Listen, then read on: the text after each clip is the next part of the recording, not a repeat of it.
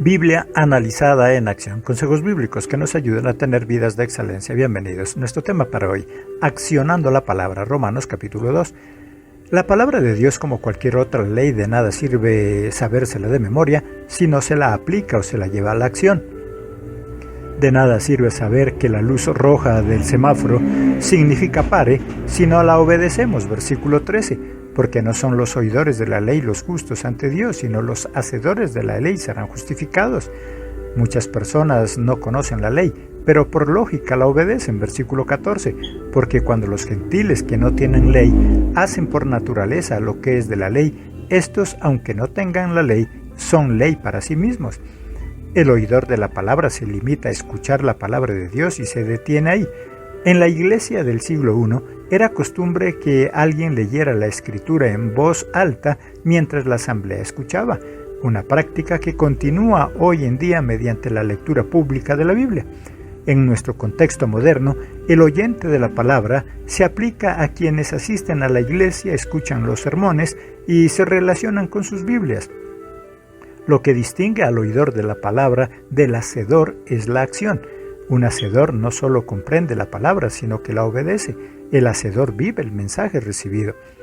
El que pone en acción la palabra, la ordenanza, la lleva en el corazón, versículo 15, mostrando la obra de la ley escrita en sus corazones, dando testimonio su conciencia y acusándoles o defendiéndoles sus razonamientos. Muchos de nosotros tenemos la bendición de acceder fácilmente a la palabra de Dios. Tenemos Biblias impresas y digitales y escuchamos a predicadores sinceros que nos ayudan a comprender mejor las Escrituras. Sin embargo, estos privilegios son en vano si solo seguimos siendo oidores de la palabra y no hacedores. Como señala Santiago, es absurdo mirarse en un espejo y luego olvidar nuestro reflejo. Del mismo modo carece de sentido oír la palabra de Dios y no actuar.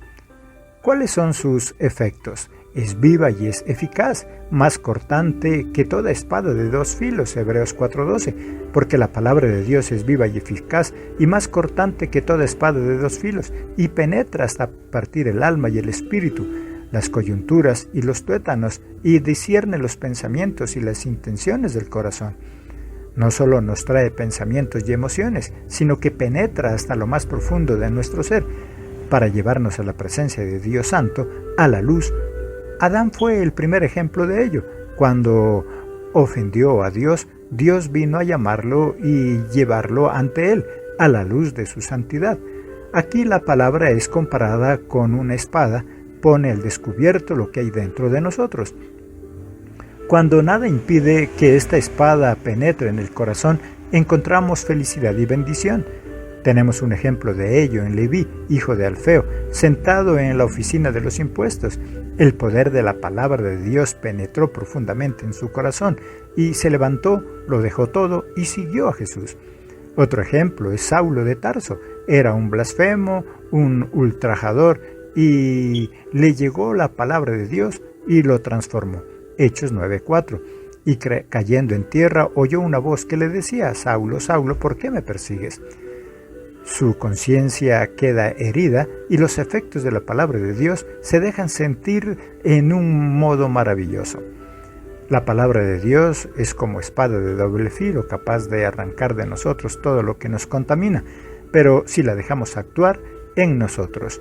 Si quieres escuchar más audios, ingresa a nuestra plataforma en YouTube, Biblia Analizada en Acción.